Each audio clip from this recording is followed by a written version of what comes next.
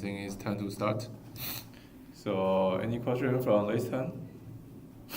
Okay, and let's get started.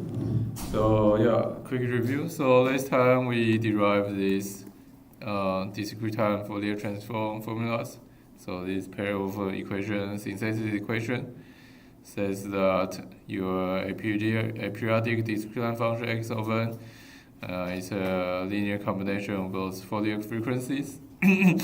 So big X of e to a j omega times e to a j omega and d omega. And because you are discrete time, so your frequency domain signal or your spectrum is going to be periodic with period 2 pi.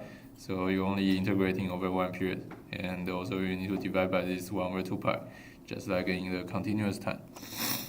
And for the analysis equation is very similar. But so your big X of e to a j omega equal to the summation n from minus infinity plus infinity x of n e to the times e to the minus j omega n. So this is like the continuous time equation, except that you have a discrete time here, so obviously you cannot do integral, you do summation from minus infinity to plus infinity. Okay. So those are the most important two equations of this chapter. So in some sense, if you know these two equations and you are very good at doing integrals, then you can solve every problem.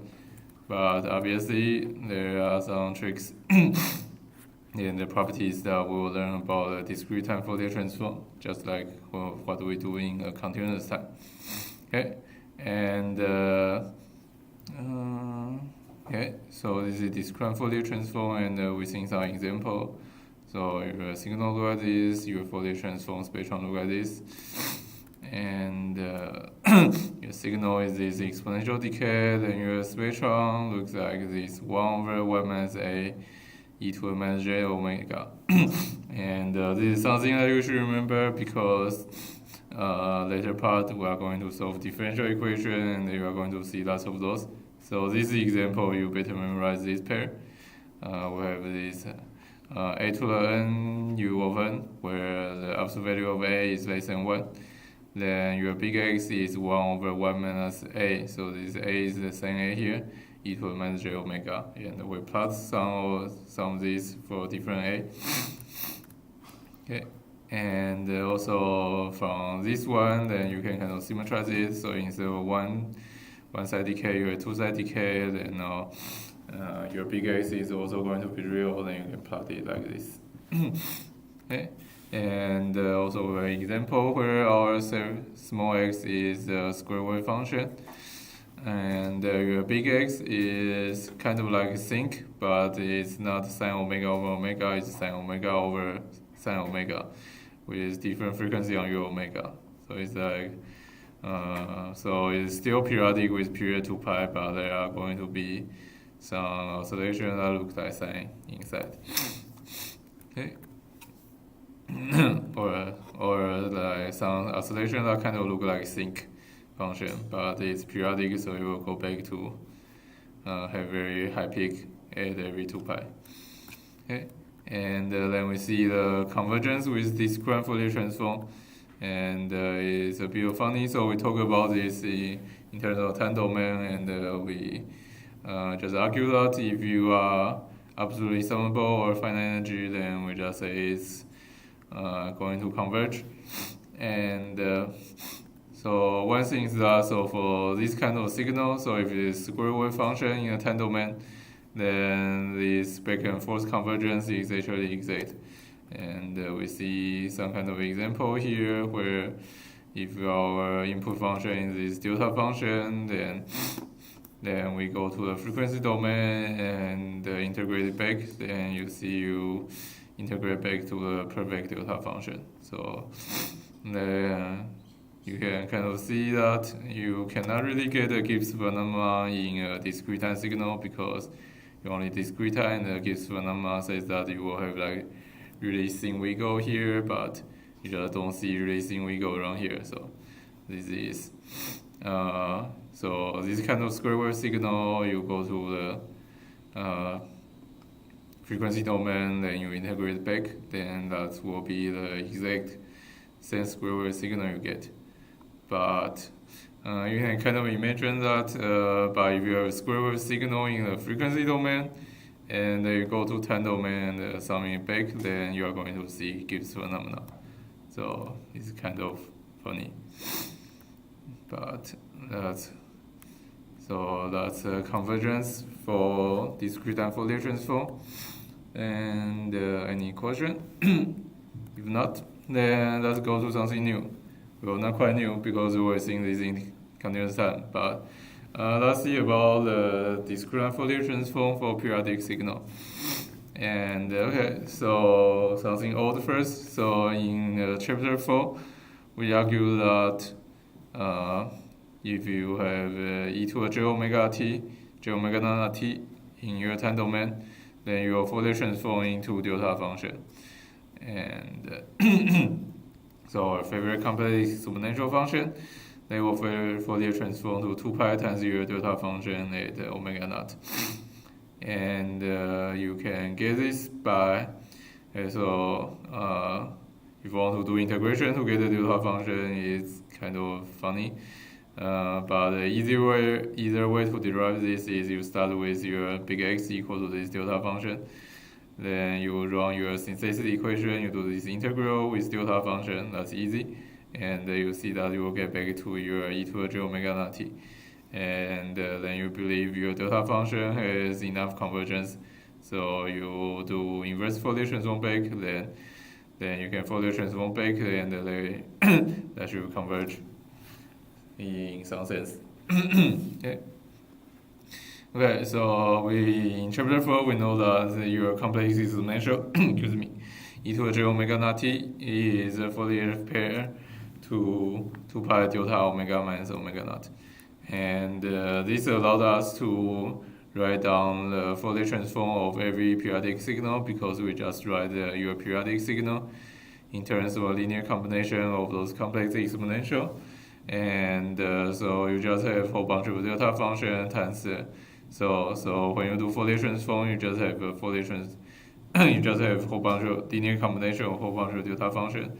So you have some ak here, you have the same ak on your delta function. And in discrete time, we want to do similar thing, and we kind of just guess the answer. So we do similar thing. So in discrete time, so we think our signal is still this complex exponential e to the j omega nana n, and okay. And in continuous time, we should just get the delta function at omega equal to omega naught.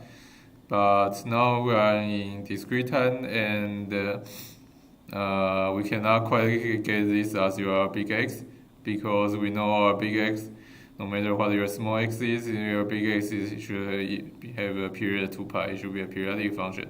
So you cannot just have a peak here. And so how about we do the easiest way to make it periodic? So we just copy and paste it at every 2 pi. Okay?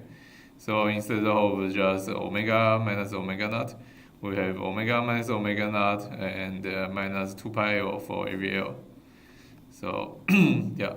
So we guess that what if we just, instead of having this one delta function here, we have a periodic function. So we have an impulse train here that just this peak and repeat itself at every 2 pi interval. So now it is periodic with 2 pi. Okay. So that's a pretty natural case, and we write it here because that's actually the correct case. And you can easily check just like before. So you just check with your xn equal to this over 2 pi integral over 1 period, and you see you are basically doing the same integral here, because 1 period then you are going to see one of the impulse. So you do this integral, you will find out that indeed this xn equal to e to the j omega naught n equal to your impulse train integrating over 1 period with your e to the j omega naught n. J omega n. Okay. So yeah. So this is the Fourier transform for your discrete time complex exponential. Okay. So we will write once again, if you draw it in picture, then it's this impulse train. So whole partial delta function, where one of them is this omega naught. So this omega naught is either omega naught or e to j omega naught, and it repeats itself every 2 pi. Plus 2 pi plus 4 pi minus 2 pi minus 4 pi. And if you want to write an equation, then you have this your omega here, omega naught here, and you have extra 2 pi L for L from minus infinity to plus infinity. This represents that all the time shifts you got on your impulse here. Okay. Any question? Okay. So this is the Fourier transform for your complex exponential e to j omega 9. And obviously, then we are going to draw the same strategy and get the Fourier transform of every discrete and periodic signal.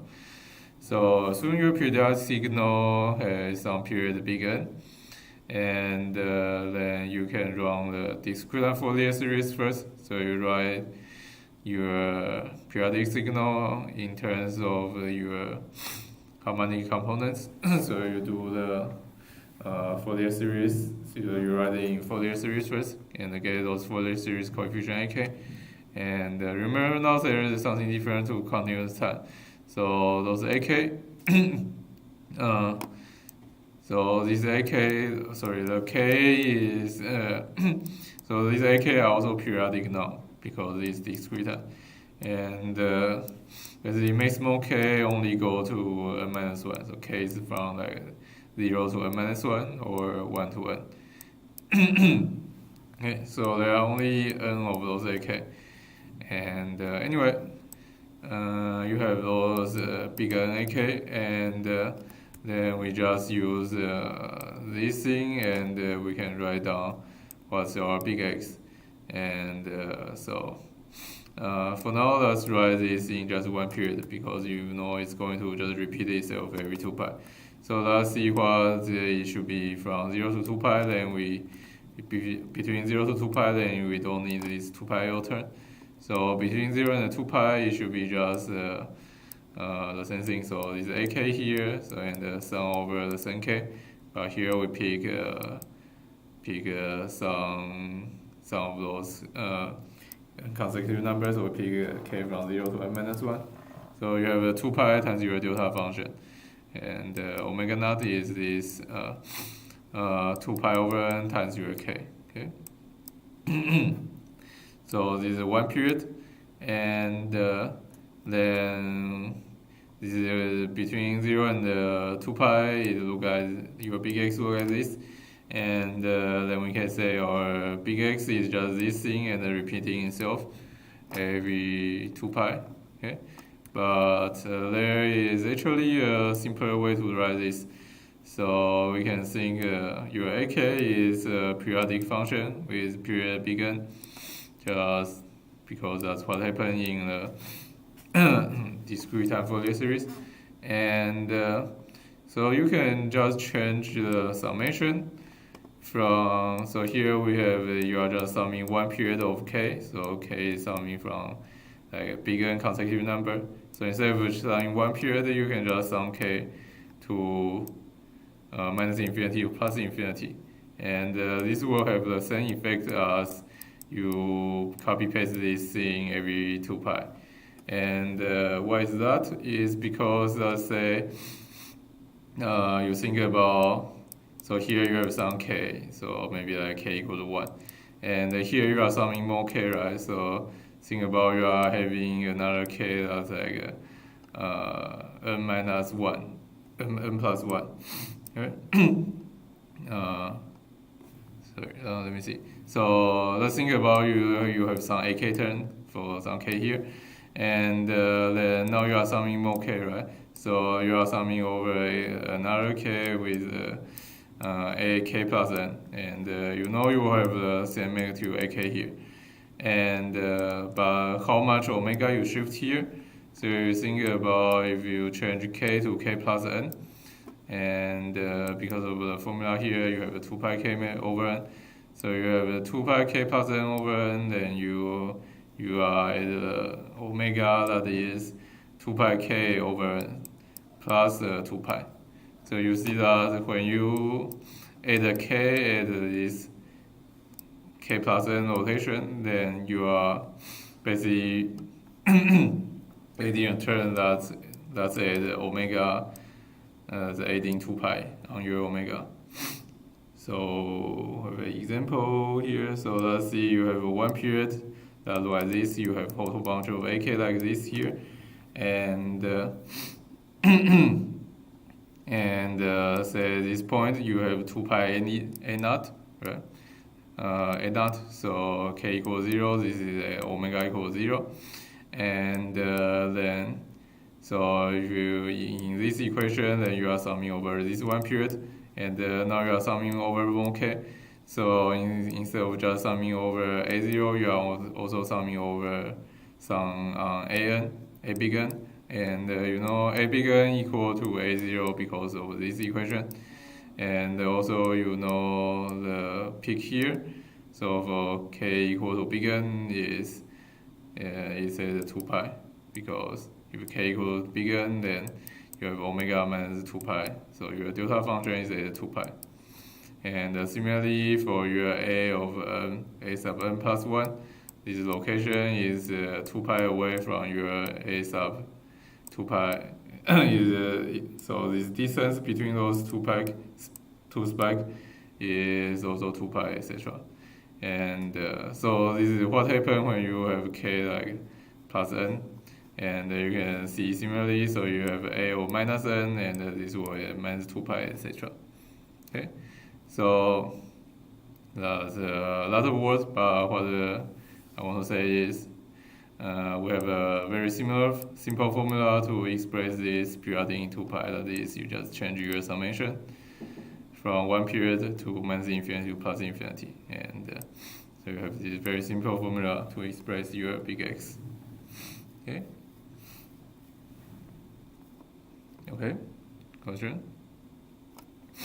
And yeah, and to summarize again, so basically the same thing, but summarize the thing you need to do in one slide. So you have a periodic signal with a period big N, then you can find the discrete Fourier transform by first doing Fourier series.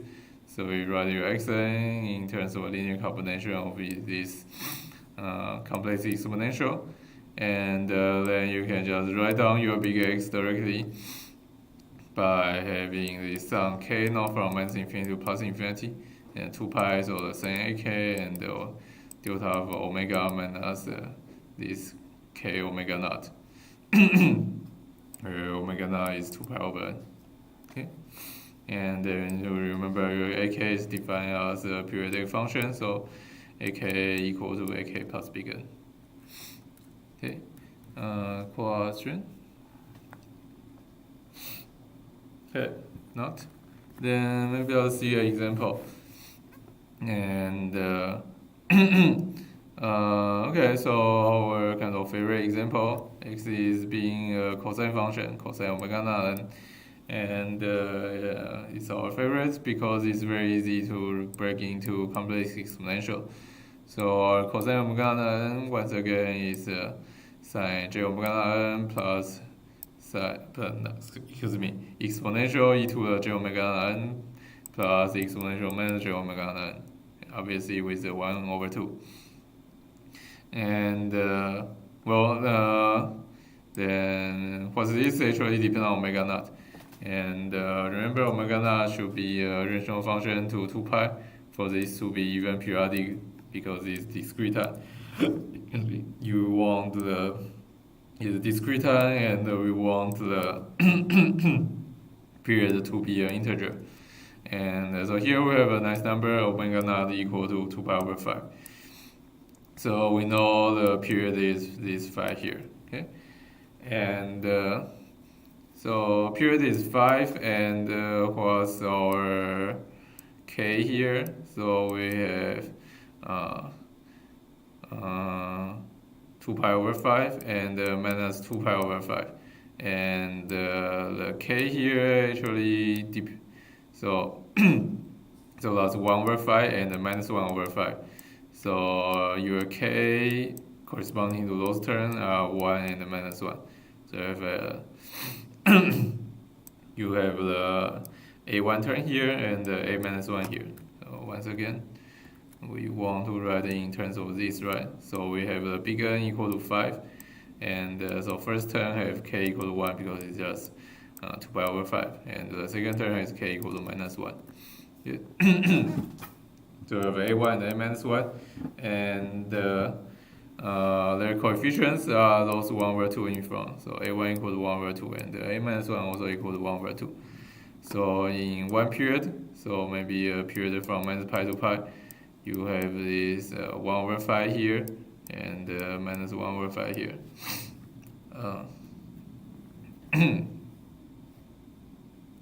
Sorry, you have the 2 pi over 5 and -2 pi over 5.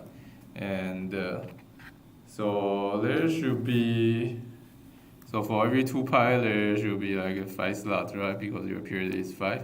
And so you can kind of imagine this thing should be, okay, so now let's see, 1, 2, 3, 4, 5. Right? And so you see that,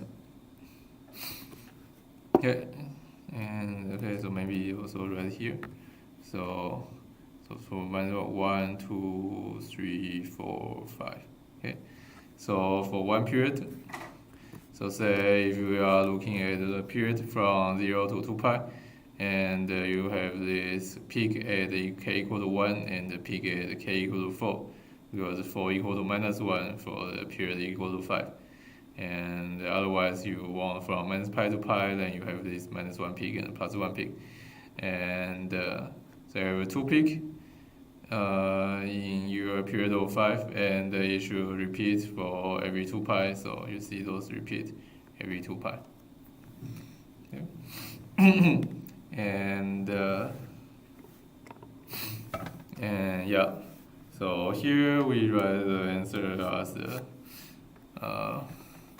not actually this formula, so we just say it's from -2 pi to pi, then we have this peak at 2 pi over 5, so this thing, and another peak at this, so this is a 2 pi over pi peak, and this is a -2 pi over 5 peak, so the 2 peak, and the coefficient is 2 pi times 0, 1 over 2, so pi and pi here, and we say it should repeat with period 2 pi like this, and obviously you can also write it in this way, so yeah.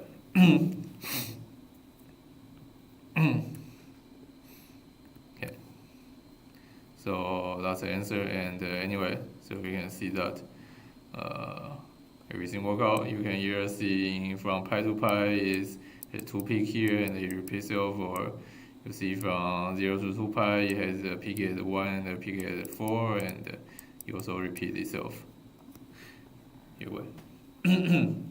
And you see there are 5 possible slots for your period equal to 5, but there are only 2 non-empty amplitude, at least 1 and 4. Okay, question on this simple example. Okay, then let's see something that we cannot see before. So we have impulse train now. So if our signal like this, so some k from -infinity to +infinity, delta function at kn. Okay, so you have a spike at every k. So say k equals 0, then we have this unit impulse, discrete unit impulse. So it's just not quite a spike. It's just some value at some function value of height 1 here. So at 0, you have this impulse of height 1, and then for every k, you have another delta function impulse, but time shifted to kn. So k equal to 1, and n you have the 1 spike, and the k equal to 2, at 2 and you have a spike, etc. And also have negative k. So x is basically impulse train, but it's discrete time, so those are not infinite height is just height is just finite one, but it looks like impulse train. And well, it's a periodic function, obviously, with a period n, because you see it's just repeating itself every n. And so we can also do our strategy, and we can calculate its Fourier series coefficient n, and it's pretty easy, right? So we check one period, and the period we pick is just 0 to n minus 1. Okay? And so we have this xn times this complex exponential, but xn is 0 when it's just delta function at n equals 0. So you just pick n equals 0 here, so it is just always 1. And so you have 1 over n here. Because xn is 0 when small n is non-zero. And so only when you do this summation, you only pick out this n small n equal to 0. So that's 1 over n. And so ak is actually a constant, is 1 over n always. And so we just say, then we say our formula, big X, is some summation 2 pi ak delta 2 pi k over n. And so what does this look like? So you just have a constant ak.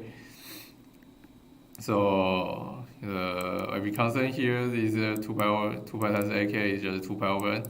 And you have delta function at every 2 pi k over n. Okay? And so basically you just have a whole bunch of spikes. So now those are actual delta function with infinite height. And the locations are at 2 pi k over n. So basically they are equally spaced out with their spacing just being 2 pi over n, right? Because the same reasoning. Now it's continuous time. And yeah, so you see now this thing tracks all of our expectation. So if you have impulse train in your time domain, you still get an impulse train in your frequency domain. And if this is more spread out, so if n increase, then you get more squeezing in your frequency domain. Because if n increase, then this 2 pi over n decrease. And also there's something nice here, like this is also still periodic with period 2 pi, because 2 pi over n is a fraction of 2 pi. So after you get n spike, you are going to repeat yourself with period 2 pi, right? And yeah. And you see that for every 2 pi there are n possible places you can have those spikes that you can have place for your delta function, because there are n different ak basically. Although all the n different ak here are not the same, it's all 1 over n. Okay, so yeah, impulse train in time domain still transform to impulse train to frequency domain, and obviously vice versa. Okay, question. So that's the Fourier transform for periodic function. Now question, let us start seeing all the property of discrete-time Fourier transform. Okay. And okay, so there are lots of them. Most of them are the same as the continuous time counterpart. So we can go kind of fast, I guess. First property is periodicity. So this is actually different, but we have seen this many times. It just says that the spectrum is going to have a period 2 pi. Okay? It's going to be periodic, and with period 2 pi, obviously you can have even smaller period, but 2 pi will be 1 over its period. Okay? I've seen this many times, so I'll skip the proof. And also, the Fourier transform is going to have linearity, as all the different Fourier transform have seen. And the proof is because all the integral respect the linearity. But anyway, if you have x1 go to big x1 and x2 go to big x2, then ax1 plus bx2 will have a Fourier transform a big x1 plus b big x2. It's linear. Okay, and then we have time shifting and frequency shifting. And so those are same as the continuous time case. So time shifting, well, except the n naught here, when you do time shift, is n naught need to be integer, but in terms of formula, nothing really change. So you time shift your signal by n naught, then you get HR e to the minus j omega n naught. Sorry, e to the minus j omega n naught on your frequency domain. And or you frequency shift your frequency by omega naught, then you get HR e to the j omega naught on your time domain. And once again, the proof is very similar, so let's skip this. And but something a little more interesting is that the frequency domain is periodic, right? And we think that around is 0 or 2 pi is a low frequency, and around pi and minus pi is high frequency. And so we can shift. So this is not quite possible in a continuous case, but in a discrete case, we can do a frequency shift on our low pass filter to make it a high pass filter. Okay? Because if you see you have a low pass filter that's periodic with period 2 pi, and they are concentrated, you are filtering in those frequency around 0 or 2 pi, and if you shift this by pi, then you are actually filtering things. So you are actually passing through the things around pi and minus pi, right? And so in a discrete case, because your frequency are periodic, so if you time shift the low pass filter, it actually becomes a high pass filter. Okay, so that's something extra.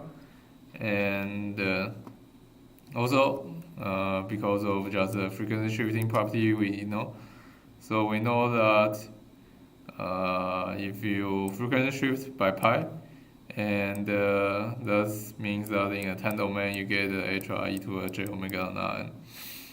Okay, so that means that if you have the impulse response of some low pass filter, so this thing and reverse Fourier transform back to the time domain, go to this.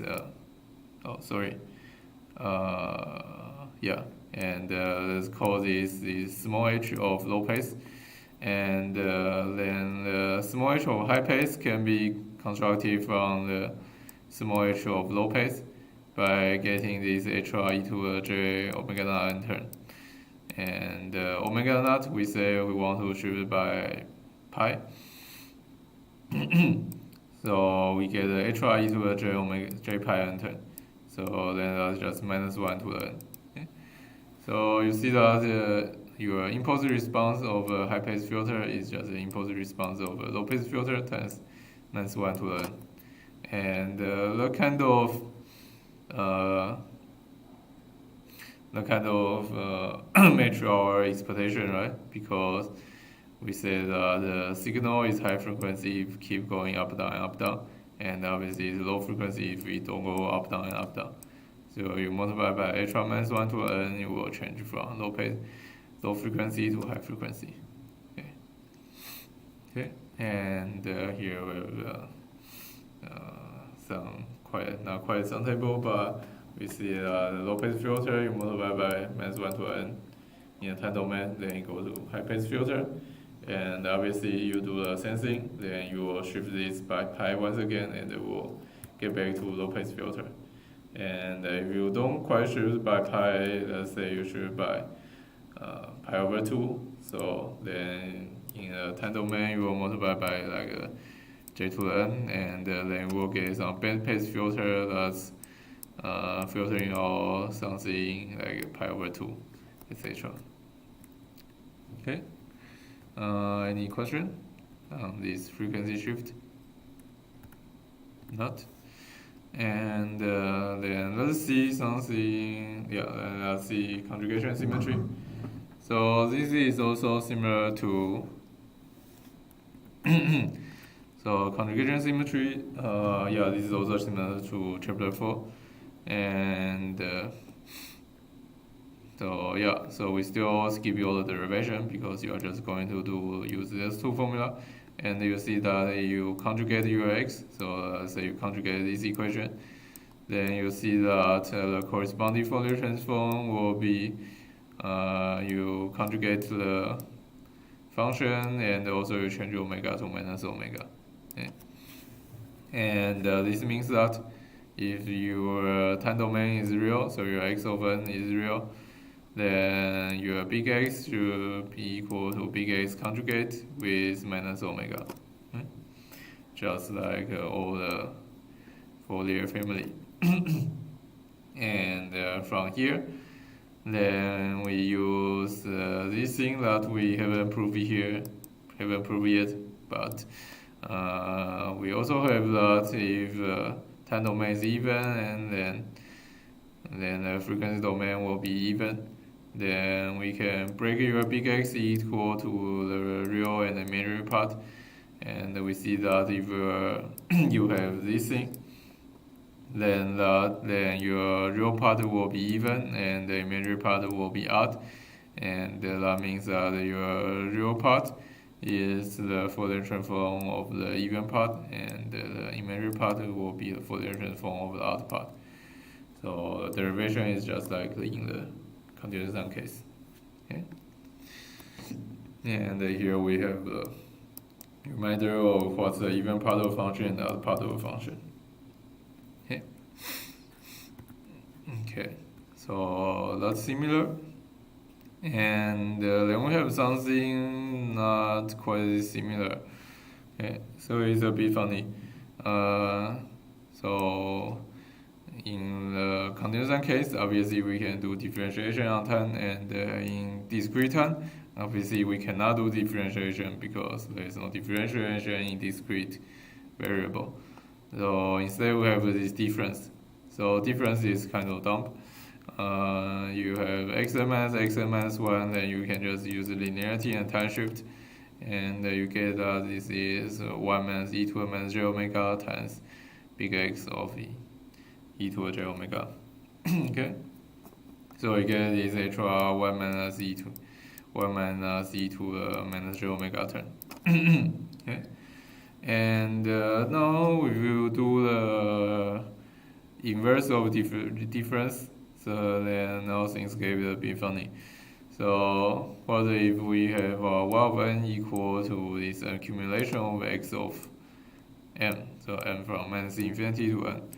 So this is the inverse operation of taking a difference, and so the Fourier transform of y will be, well, so when you take a difference, you get this 1 minus e to the minus j omega term. So you think that then you do the inverse operation, you will get this 1 over 1 minus e to the minus j omega. That's big X. So this kind of makes sense. But just like when you do integral, because you have this summing from infinity thing, so there are extra weird term going to happen here. So remember in the continuous time, we said that when we do this integration, we get this extra pi big X over 0 delta of omega term. And we didn't quite prove why this is true, but we just state that we think this is true. And here we'll do the same thing. So we state that we will actually get similarly we will get an extra term. So just like this term, so it also have a coefficient pi and big X over 0. And so big X over 0. But here we are a bit funny because we are setting omega equal to 0, but we are writing e to the j omega. So we have a big X of e to the j 0. So actually big X of 1. But anyway, big X of omega equal to 0 here, and also this delta function. So delta function at omega equal to 0, but once again our big X should be periodic with period 2 pi. So instead of just delta of omega, we have delta of omega minus 2 pi k. So it should add 0 and 2 pi and minus 2 pi, etc.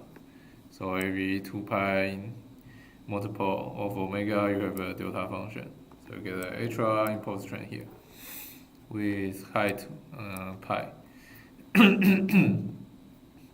Okay, and so we also try this on the unit state function and see what it gets to us. Okay, so our formula here. Your x, if you have this accumulation on x, then you have this 1/1 minus e to the minus j omega big X, then you have extra impulse train with coefficient pi. Okay, and okay, so we start with what's your this summation of x here. Okay, so it's a bit annoying. So x is now actually the sum over term. X is u.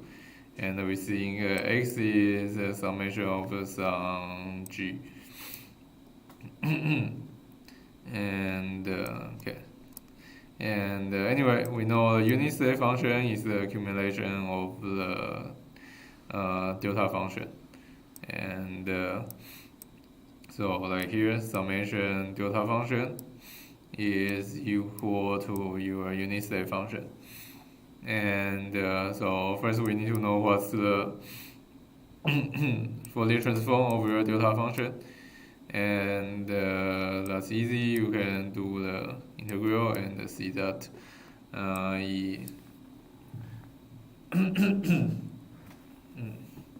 the Fourier transform equal to 1. Okay. Yeah.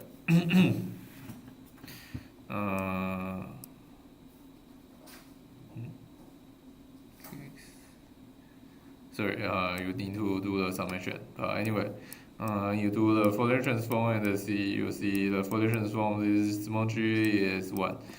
And so then we can just plug in this formula to get our big X. And so all the x here you should replace with g. So it is 1/1 minus the exponential something, and big X become big G, and this big X become big G. And big G is 1, so it's just 1 here and just 1 here. So you have this 1/1 minus exponential term and this impulse train with height pi. Okay, question? Not? Yeah, so this is just something you need to memorize. You have this extra term when you do accumulation. And yeah. Excuse me. And okay, so let's see the next properties of time reversal. And so this is basically talking about even odd of the function. So we kind of said before, the result is that you have an even function if only, so you have an even function, then your Fourier transform will also be even. And this is actually if and only if we can get back and forth. And you have odd function if only if your spectrum is odd. And the derivation, we actually show the derivation here because it's very simple. So we see that if you Fourier transform your time reversal, then then you can do a change of variable. So so you have n equal to -m, and so you do change of variable, you see that you get the extra minus sign on your omega. So you see that you do time reversal on your x, then you get a frequency reversal on your big X. And so that means that your x over n equal to x over minus n if only if your big X of omega equal to big X over minus omega, etc. Okay. So yeah, so the parity, so the even odd of your big X is same as the even odd of your small x. And then you can get those same four criteria for your x of n. So this even odd, real, and imaginary criteria. So it's just same as before. And probably the one you see most is when it's real and even. Then big X is real and even. And obviously you have the same forcing. Like if it's real and odd, then it's imaginary. If small x is real and odd, then big X is imaginary and odd, etc.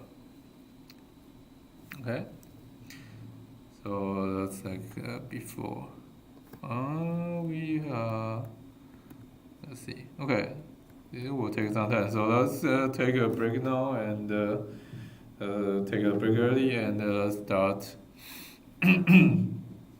Yeah, let's start the class 10 minutes later. 25. Okay.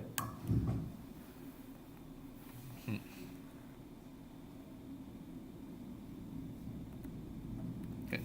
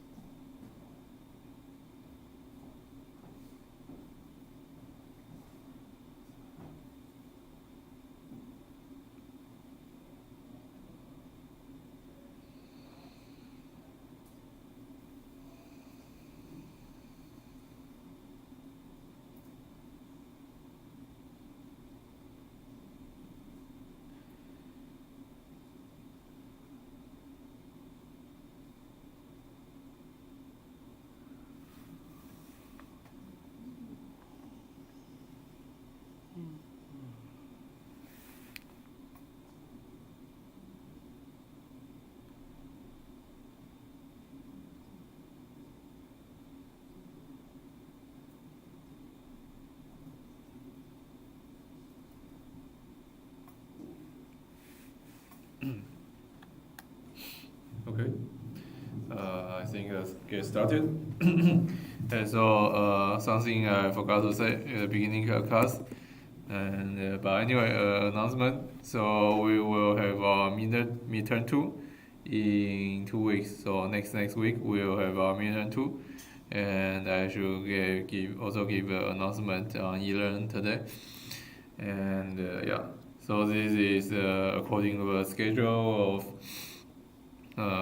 what we according to our tentative schedule when we do introduction. So we'll finish our chapter 5 in 2 weeks, and then we have our midterm 2. And obviously the range is until chapter 5.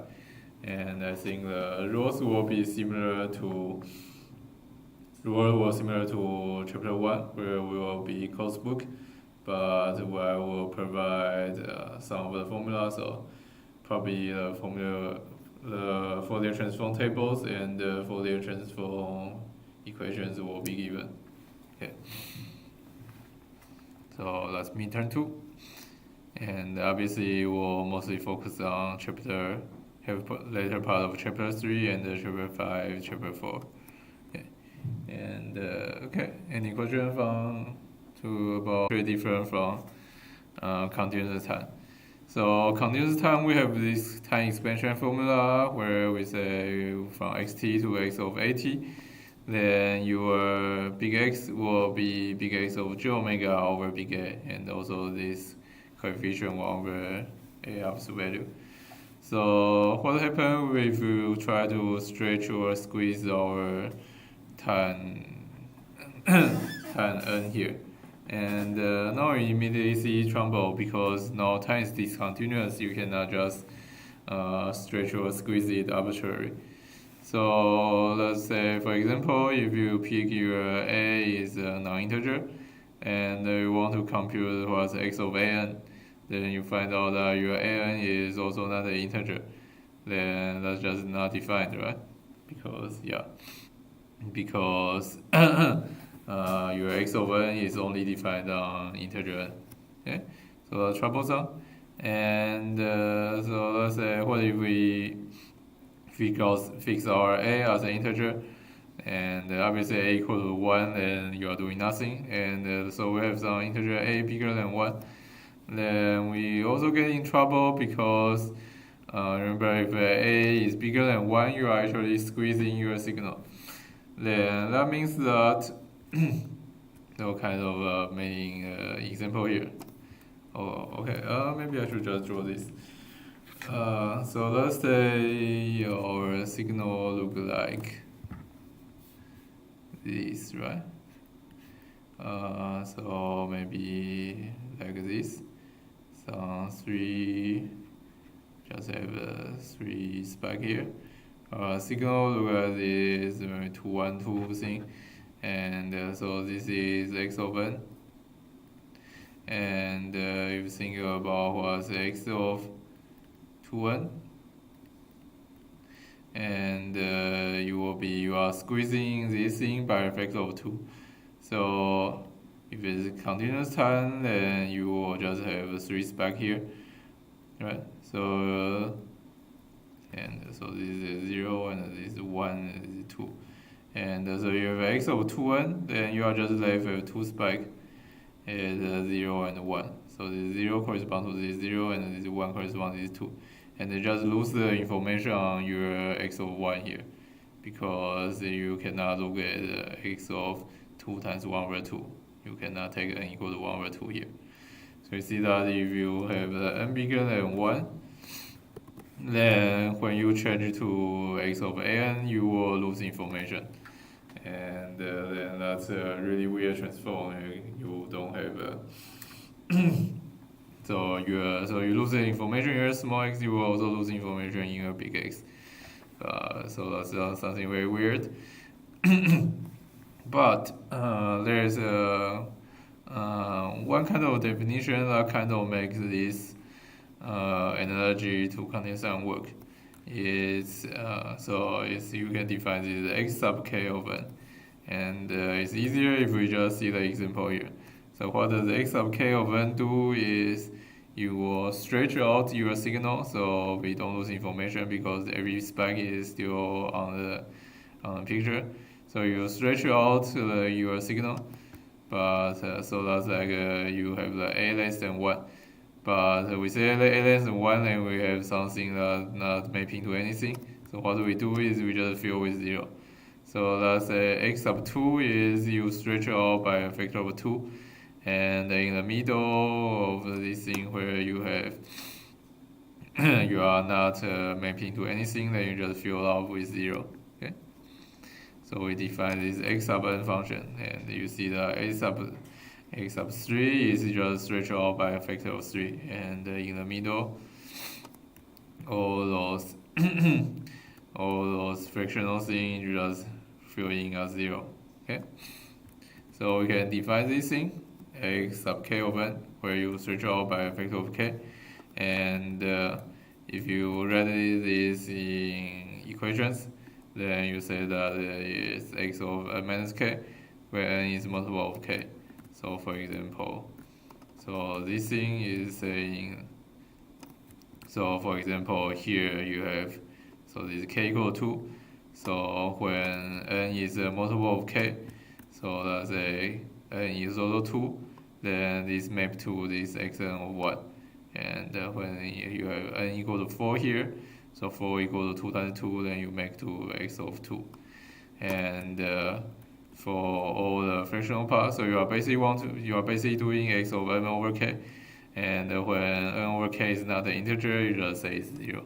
Okay, so let's say you fill in all those 0 here. Okay, so it's this stretch out of discrete time function by integer vector. Obviously you should have k equal to integer. And in this case, then we can get a similar result like a continuous time. So this x sub k is like t over k, is like n over k, and so in the time domain you have divided by k, and in the frequency domain you should have multiplied by k, and indeed you will get x of e to the j k omega. So your omega become k omega, but you don't get this 1 over a factor because reset. And maybe it's nice to see the proof. So the proof is still quite standard. So you basically do brute force calculation. So we use this big X formula. So you think about what's the Fourier transform of this small x. So you plug in the formula. It's summation n from n infinity to plus infinity. Your small n x sub k times e to the minus j omega n. And then you think about this summation, and you see that your small x of k, there are a lot of them being 0, right? So when k is not an integer multiple, when n is not an integer multiple of k, it's just 0. So you only need to sum over those integer multiple of k place. So you can say that your n is just an integer multiple of k. So let's say that integer multiple is r. So we are just summing over r from minus infinity to plus infinity, and your x sub k at k equal to n equal to n equal to rk. So you sub in with n equal to rk at every place, because otherwise your x sub k of n is 0, right? And so you do this change of variable from n to rk, and then you can go back to from x of sub k to x of n, because you know x sub k over k is just x over r, because you know you are just stretching out the same signal, and so you are basically mapping back to x over n. So x sub k over rk is x over r, because rk divided by k is just r. So you're summing over x over r e to the minus j k omega times r. Then you see that this is just a Fourier transform of x over n, except that you are summing over r instead of summing over n. So you will change your dummy variable name from r back to n, then you see that this is just big X of e to the jk omega. So you see that what we get is just get extra k on your omega. Okay. So this is like the only time expansion we can do on discrete-time Fourier transform, and it's different from the continuous time case. And once again, so this is the this is the example picture. So we start with this square wave function on your time domain, and we calculate this before is sine over sine function, and then we stretch it out by a factor of 2. Then we'll squeeze in your big X with a factor of 2, right? And because the squeezing factor is always an integer, so it's still periodic with period 2 pi, as we expect. And if we are stretch out with a factor of 3, then we are squeezing with a factor of 3. Okay. So yeah, so 1 peak, and then you have 2 peak in 2 pi, and then we have 3 peak in 2 pi. Okay. Any question? Not, then let's see example of using this to calculate the Fourier transform of some function. So we want to do the Fourier transform of this function is 1 to 1 to 1 2 from 0 to 9. And we do this by writing that. So we think this x of n is this 1 1 1 1 1 with with this 1 1 1 1 1 with empty space of 2 and another 2 2 2 2 2. So 1 1 1 1 is 0 2 4 6 8, and 2 2 2 2 from 1 3 5 7 9. So it's this function plus this function, and we also think that these two functions are this square function and stretch out, right?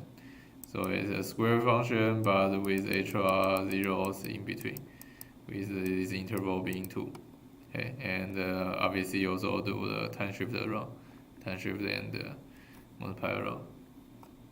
So we think that if we want the Fourier transform of this thing, then we only need to know the Fourier transform of this square wave. Then we can stretch out and time shift it, etc. Okay, so let's stretch it. And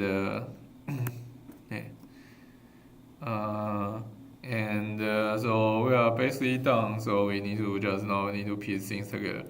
So we start with well, n is this thing, so it's a square wave from 0 to 4. But we already know something look like this y, right? We know this thing is a square wave from minus n1 to n1, right?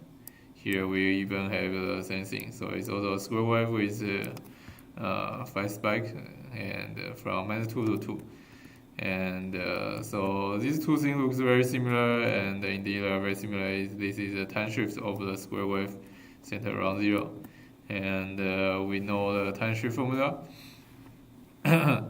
So we know this from n1 to n1 square wave, then its Fourier transform is sine over sine, and so this square wave is Fourier transform is still this sine over sine, with n1 equal to 2. And you have a time shift, so in a frequency domain you get this HRE to a minus J to omega. Okay, you get this HRE to a J omega n, and n is 2 here. Okay, so we know the Fourier transform of this small y is e to a minus 2 J omega n sine over sine, and then we see that our x of n, as I said before. So here we have more detailed calculation. We see that so this one is just this y of n stretched out by a factor of 2, right? So this spike go to this spike, and this one go here, this one go here, this one go here, this one go here. And the other one is a little more complicated. This 2 2 2 2, obviously you have multiplied by a 2, but so you need to stretch out, and you also need to do another time shift by unit 1, right? Okay, So this is times 2 and another time shift of -1 here. And okay, so let's first calculate the Fourier transform of y2. So as we said, y2 is basically like dividing n by 2. And what you get is you multiply by omega by 2 every omega on this side. So the 2 omega become 4 omega, and this 5 omega over 2 become 5 omega, omega over 2 become omega. And then you do some linear shift to get this 2y2 over -1. So obviously you get the HR2 here, and then you get another time shift of 1 here, so you get HR e to the minus j omega. So instead of 4 omega, you become 5 omega here. Okay. And finally, you add those two things together. So this one and this one together, you see that your big X is your e to is this thing. So your sin 5 omega over sin omega with this weird coefficient here. Okay. So that's a use of our time expansion formula to calculate this Fourier transform of this signal. Any question? Not? Okay. Then let's see next next property, differentiation in frequency. And so this is basically saying as continuous time again. And yeah. So frequency, because in frequency domain the thing is continuous. So once again you can do differentiation. So how we do derivation is you just differentiate this formula with omega on both sides, and you see that you get HR minus j n on your x side. And yeah, so you know that if you do differentiation on your frequency domain, you get minus j n on your time domain. And you can move the minus j around, and you have n times x is j times d big X d omega. Okay, so the same as before. And Parsifal's relation is also same as always. You say that energy in time domain equal to energy in frequency domain, but there is also always this weird normalization. And this time, the normalization is that in frequency domain you need to divide by 1 over 2 pi. I think this is basically because the period here is 2 pi, so you need to divide by 2 pi. Yeah. So that's Parsifal relation, and just like before, you have a more general formula. You can also derive that instead of just square of some function. You can have two different signals, x and y, and you do this kind of inner product between them. So x times x of n times conjugate of y, and summing over n. So you can kind of think x as infinite dimensional vector, y as infinite dimensional vector, and you are taking inner product. And last thing as the inner product of the frequency domain thing. So this is big X and the big Y. And also big Y you need to do complex conjugate and integrating over one period. Okay? So that's Parsifal relation for our string. If not, then let's see an example. Okay, so let's try to wake some people up. So we have our big X look like this. So its amplitude look like this, and angle look like this. Angle is a straight line between minus pi to pi, and amplitude is something. Obviously, this should also be periodic function, but we only take one period from minus pi to pi. And okay, so now we have 4 yes no question to see how everyone gets. So is xn periodic or not? So if you think it's periodic, raise your hand. No one will try. And if you think it's not periodic, raise your hand. Do you think x over n is periodic or not? Anyone want to try? Yeah. So let's try again. If you think x over n is periodic, raise your hand. If you think it's not periodic, raise your hand. Okay, so half. And if you think x over n is real, raise your hand. If you think it's not real, raise your hand. This is entanglement. Not real, okay. If you think it's even, raise your hand. And if you think it's not even, raise your hand. Okay, those are too much. And what about finite energy? We just talked about energy. You think x over n is finite energy, raise your hand. If you think it's not finite energy, raise your hand. We have a very low response. But anyway, okay, let's see the answers. Okay, so first, is it periodic? This is kind of what we talked about first, right? And I don't know, this is trick question or so periodic is actually very easy to see. So remember, if x of n is periodic, then we talk about all the impulse train here, right? And so if x of n is periodic, then we should have those. Everything is very finite. We don't see any impulse, and yeah. So we don't see any impulse here, and we have those finite big X, and so x of n is just not periodic. It's a nice aperiodic function. Okay, so we don't see an impulse train. It's not periodic, and okay. And what about other property? So other property are more like we talk about in a property. So we say if x of n is real, then big X of minus omega should equal to big X of star. And we have analyzed those in terms of amplitude and angle in chapter 4. And basically, if you want x of n to be real, then big X, because the complex conjugate should equal to, so when you do negation on your omega, then you should get a complex conjugation. That means that when you do negation on omega, the amplitude should stay the same, and the angle should get a negative sign. And that's exactly what we have here. Although the logic is actually the reverse, because it's a.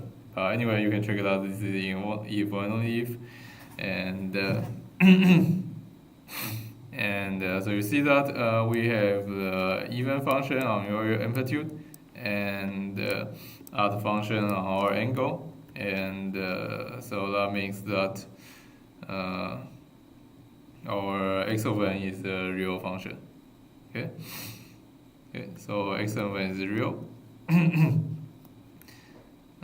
because we check that our big X equal to big X dot of big X dot of the e to the minus j omega. When we change omega to minus omega, this change to big X change to x star, because your amplitude doesn't change and your angle get a negative sign. Okay, because this is just the other function. If you swap left and right, then you get a negative sign. Okay. And what about small x being even? So this should be easy. Anyway, so we know that if small x is an even function, then big X should be an even function. But if big X is an even function, obviously it's not an even function because its angle is not an even function. If big X is an even function, then always property should be even. Right? But we see that the angle of big X is not an even function. So big X is not an even function, so small x is not an even function. And the next property should also be very easy. It says this has finite energy, and we just say the energy in time domain equal to this energy in frequency domain over one period divided by some constant. And obviously this thing has finite energy because you found energy. You just integrate over the area here. So it obviously has a finite area well, area with height being squared. But anyway, obviously when you do the energy integral, it will be some finite value. So this thing has finite energy. And you actually do the integration, it should be 7/4. Okay. Okay. Any question? Hopefully everyone still follow, although we had a very low response. Okay, and anyway, that's this example. And let's go to the next property, so the convolution property. We're almost finishing with the property, maybe we can finish early today. So convolution property, we spent quite a bit of time talking about that in chapter 4. And but it's basically the same thing in chapter 5, so I can do this very quick now. So the property, you can prove that it says if you have the convolution in time domain, then you will have the multiplication in the frequency domain. So if y of n equal to convolution of x and h, then when you do Fourier transform of everything, you see that the Fourier is big Y will just be a multiplication of big X times big H. And this can also have the LTI system interpretation, right? So now you can think this Y is the output of the LTI system, and the X is the input of the LTI system, and H is your impulse response. Then this H is the impulse response of the LTI system. Then when you do Fourier transform, then this big Y is like the coefficients of the complex exponential, and the big X is the coefficient of complex exponential, and this big H is like the eigenvalues of your complex exponentials corresponding to your LTI system. And when you check the formula, you will see that the big H formula we derived in chapter 3 is also same as the Fourier transform formula. And here just didn't pass it out. You can check that the small h of n to big H of e to the j omega formula is same we had in chapter 3 is same as the formula we derived here in chapter 5. And so now we know that big H is just a Fourier transform of small h. We also know how to calculate small h from big H. You just do the inverse Fourier transform. And so let's see this example that's very similar to chapter 4, where we have this system with impulse response just delta function at n0. Okay, but now this delta function is finite because it's discrete delta function. But anyway, we have this unit impulse at n0. And we think what happened, so what does this system do? With y of n equal to x convoluted with h of n, and then we can calculate our big H. And we see that big H is, you do this Fourier transform formula, and you see it's e to the minus j omega naught. So then we use our big Y equal to big X times big H. Then you have big Y equal to big X times this h e to the minus j omega naught. Then we see this data, this is just the time shift. So we know that you go back to the time domain, then small y should be small x with the time shift of this and not here. And this is what we expected because we're really not, if we our system impulse is this delta of n minus n naught, then this will do a time shift on your signal. Okay. And also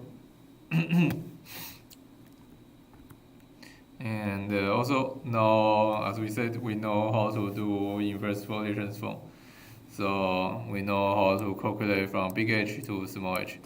So one of the big H we really like is the low pass filter because, well, it's low pass filter. And so low pass filter look at this, and you can kind of look at it in one period, right? So in one period it's just a square wave function. Okay, because when you do inverse Fourier transform, you want to integrate over one period. So you are integrating over this square wave function. And kind of seeing this integration over square wave function many times, it will give you the sinc function. So sine n over n with some coefficients. So we know that the inverse Fourier transform of our ideal low-pass filter will be this sinc function. And okay, but it's discrete time, so we are taking sinc function at integer values. And so we learned that how to build an impulse response of our ideal low-pass filter. And but now there are some troubles. So first is that we see that this is non-causal because, well, for the n less than 0 part, there are many n that give you non-zero h of n. So that's non-causal, and building non-causal elements are pretty hard if your system runs in real time. And also, as we said, this can give you Gibbs phenomena, right? No. Because we are basically running a CMS. We had in chapter 3, right? In chapter 3, we have that. We have that if our time domain look like this square periodic square signal, then our frequency domain look like this sinc function. And then we say when we try to sum over this sine. So in chapter 3 we have the sine k over k, and chapter 3 we said that when we try to add those more and more terms for k go to infinity, then you get some Gibbs phenomena here, and so the same as will happen here. So when you try to build ideal low-pass filter with this h, but you are cutting off this h with finite n, then you will get the wriggle here on your h. So that's annoying. So you see that building ideal low-pass filter is pretty hard, and so in practice people have ways to approximate this and build them with something more easy, and maybe causal, and maybe with less ripple effect around the edge here. Okay, so that's one of the applications of our convolution formula. You will learn how to get the impulse response from system function. You just apply this inverse Fourier transform integration. And the next one,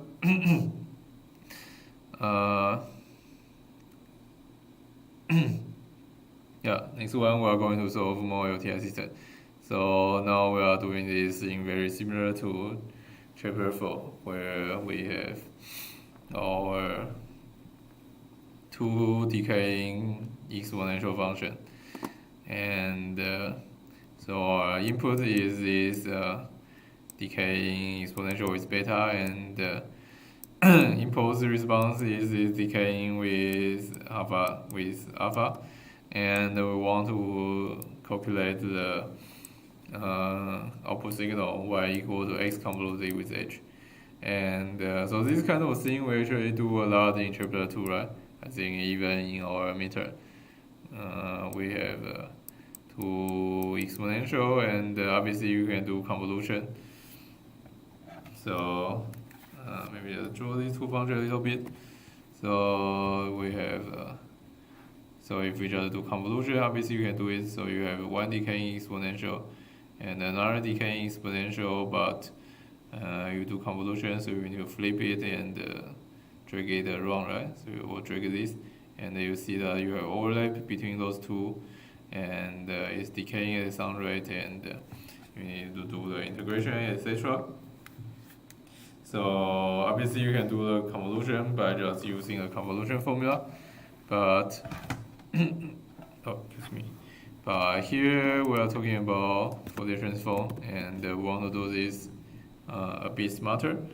So we change everything to frequency domain, and we get big X with this 1 over y minus beta e to the minus j omega. This is the example that we solve, so we just citing the formula here. And we have the same big H here, and with alpha go to alpha here. And then big Y we can calculate very easy. So big Y is just big X times big H. And okay, so 1 over this 1 minus alpha term and the 1 minus beta term. Okay. And okay, so big Y is like this. But we want to do the inverse Fourier transform of this big Y, so we want to separate it into nicer form.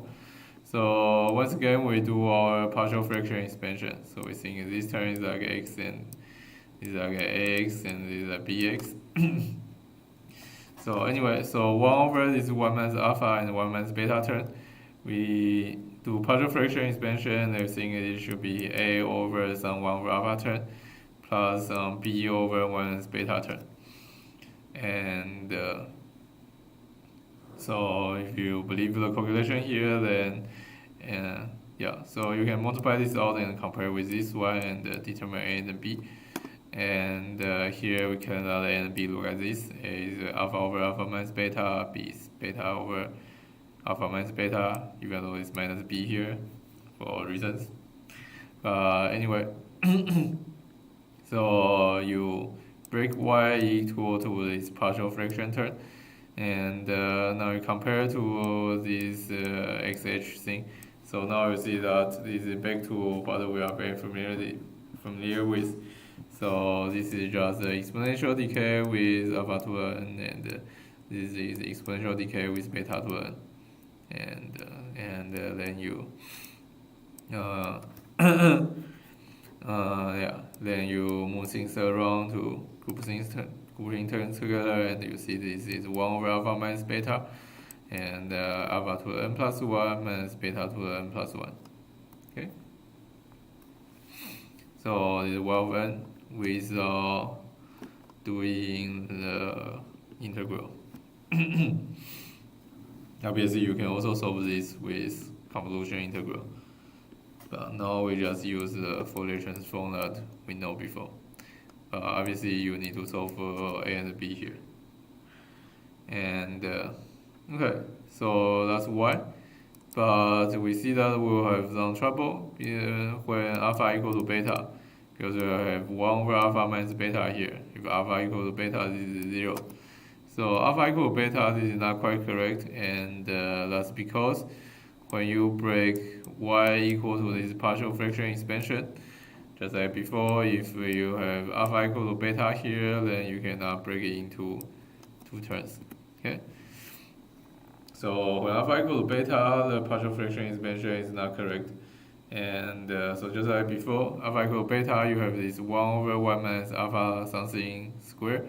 So you have those terms, and you need to derive the inverse Fourier transform of this. And how we derive this is by using the differentiation formula. Okay. So we think that if we start with this 1 over 1 minus alpha term and do a differentiation, then we will get so 1 over something, you do 1 over x, you do differentiation, then it's minus 1 over x squared, right?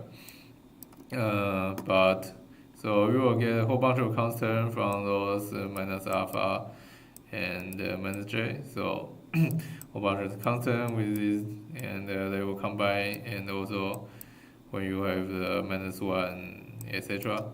And hopefully we calculate all the j and the minus 1 together, it's j over alpha. And but now it's different from continuous time.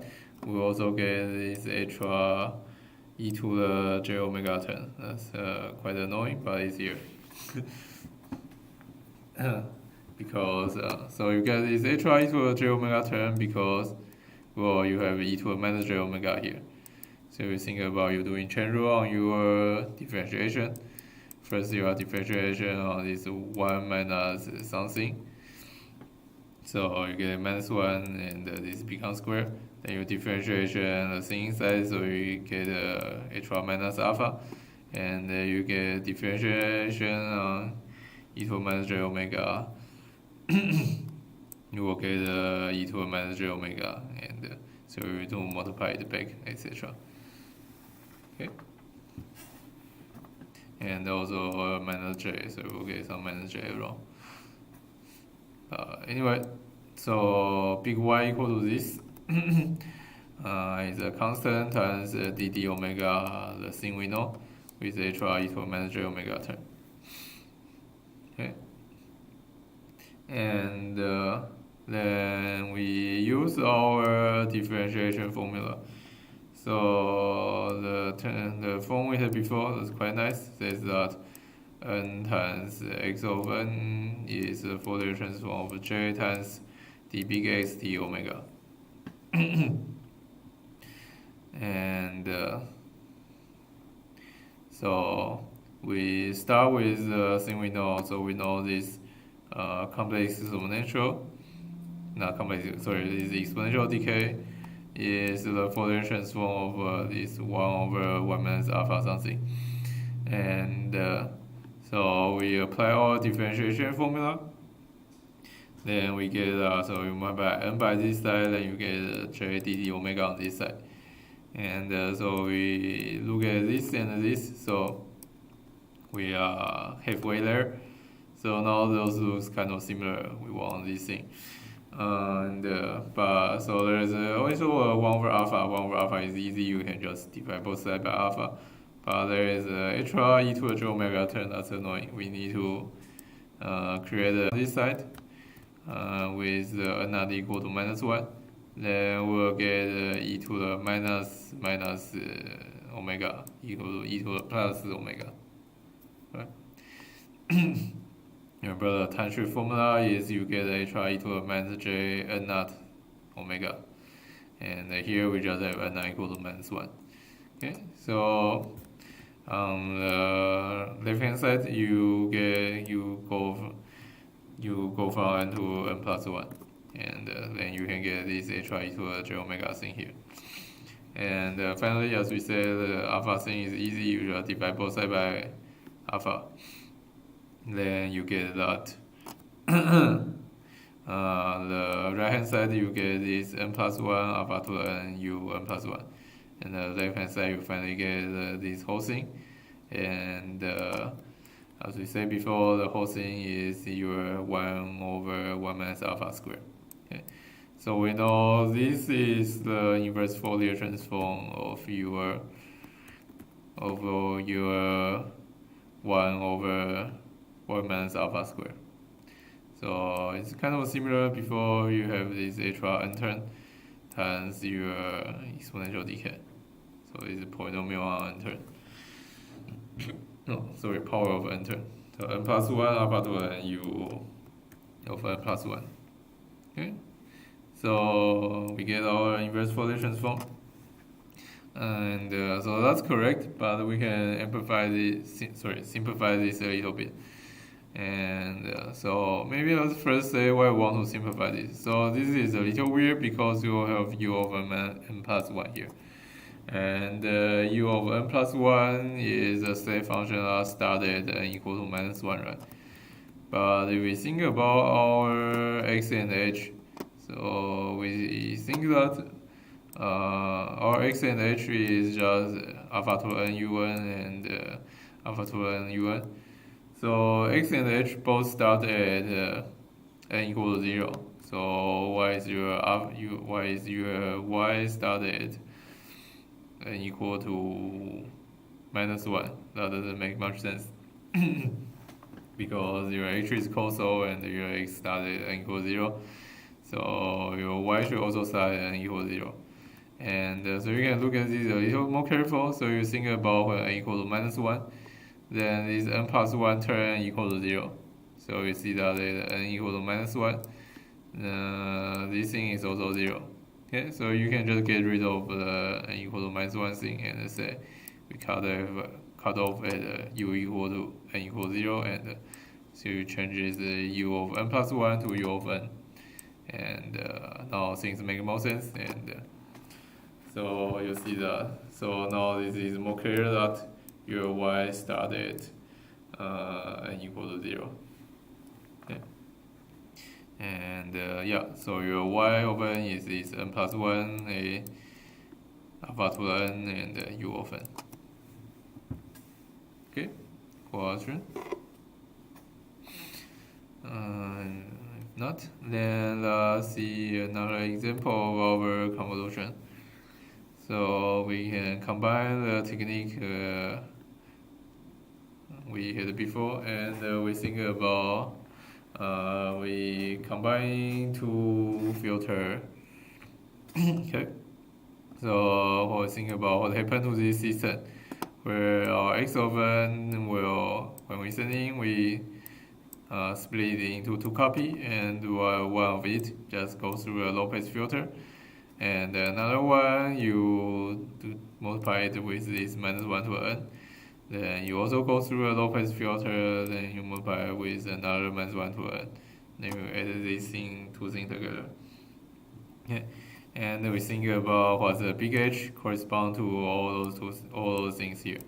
Okay. So we see that we start with x, big X is let's say equal to some W1, and then we see that on the lower part you will multiply your X with some low-pass filter, and on the upper part, so you start with some big X, and then you multiply with -1 to n, then you get some W1. And but we already know if you multiply with -1 to n, you are just changing, you are basically shifting between the low and the high frequency, and this is so this is a frequency shift of pi.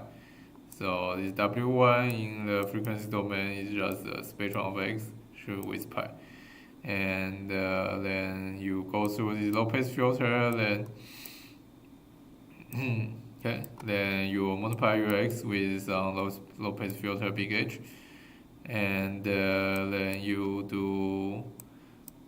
go to W3, and once again that will shift this W2 by pi phase, and so your X will shift by 2 pi phase, you will shift back to your big X, and but that will shift your low-pass filter result to low-pass filter minus pi, so this is actually a high-pass filter.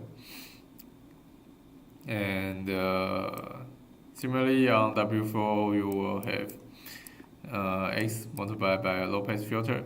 So what your output together is you have this high-pass filter result and the low-pass filter result, and so you see that the same result, you are just adding those two filters together and then multiply and apply on your big X.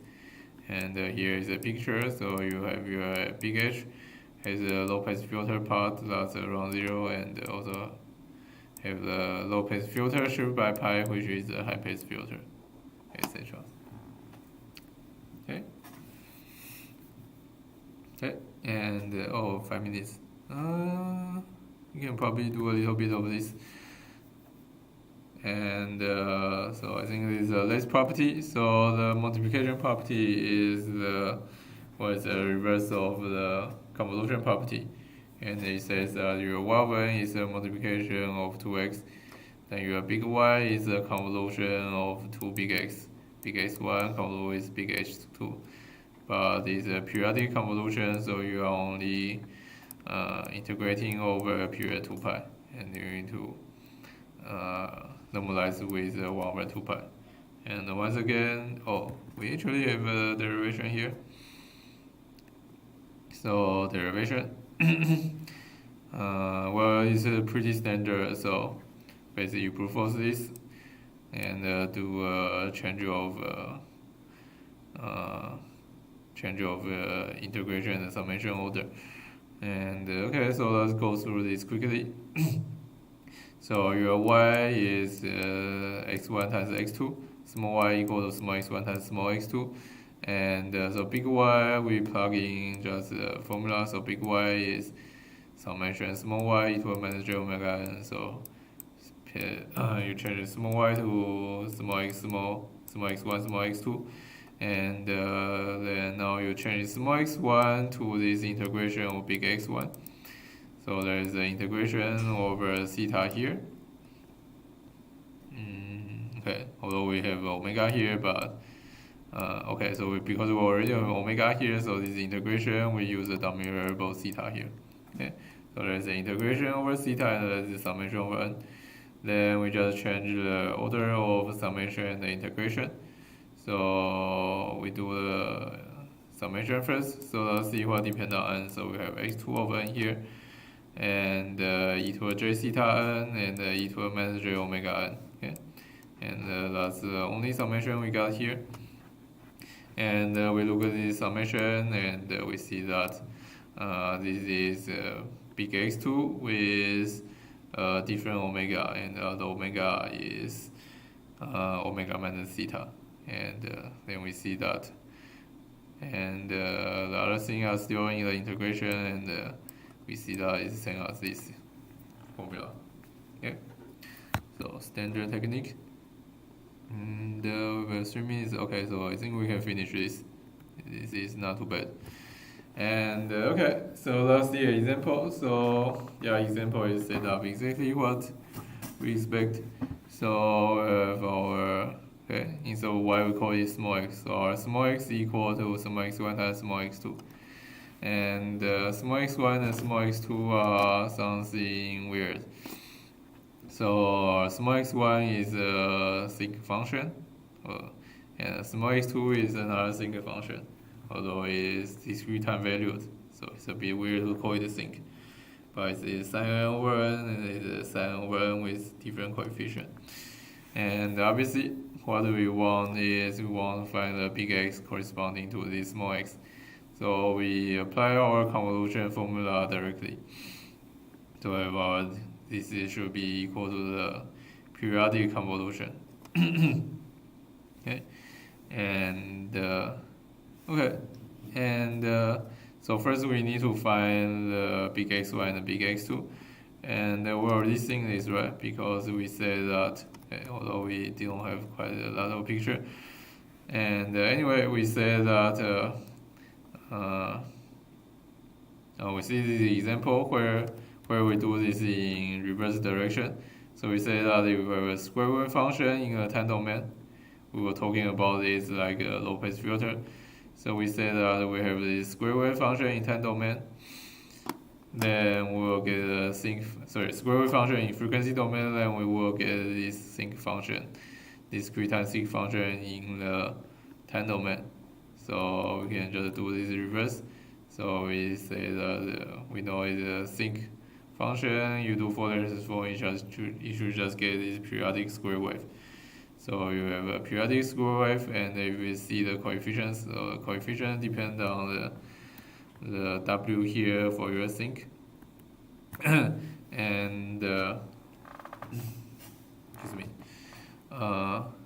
Anyway, so you have a periodic square wave with this width 3 pi over 4 for x2 and pi over 2 for x1. Okay, so this is pi over 2 and 3 pi over 4 for x1 and x2. And we need to do this periodic convolution.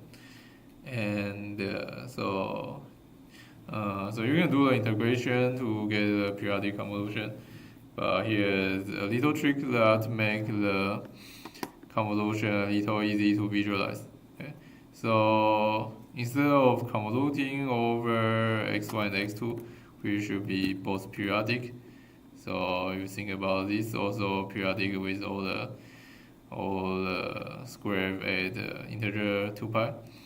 And instead of that, you will do the integration with x1 hat. That is not periodic, right? It just have one block between minus pi and pi. But so this is kind of trick we see kind of before, but because we are only integrating between minus pi and pi, only integrating one period, so you can substitute this x1 with x1 hat, which is not periodic, and then instead of this integration between minus pi and pi, then because this x1 hat is 0 all outside, so you can just change the integration. You can just change the integration range from minus infinity to plus infinity. Okay, because your x1 has that's 0 outside of this minus pi to pi. And so what do we see? So we see that this periodic convolution is just the usual convolution between x1 hat and x2. So this convolution with this thing. And when you do that, then you can kind of think about pulling this around and see how much they overlap, etc. as the convolution should do. And you see the integration should go this up down and up down. Okay. So x1 has like this, x2 has like this, and when you do convolution between them, they should go this periodic up and down, up down. So okay, so sorry for going over time. And so that's all the properties about discrete-time Fourier transform. Okay, any question?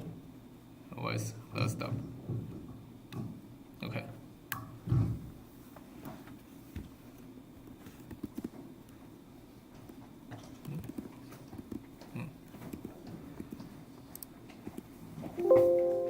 What's going on? 宕机了。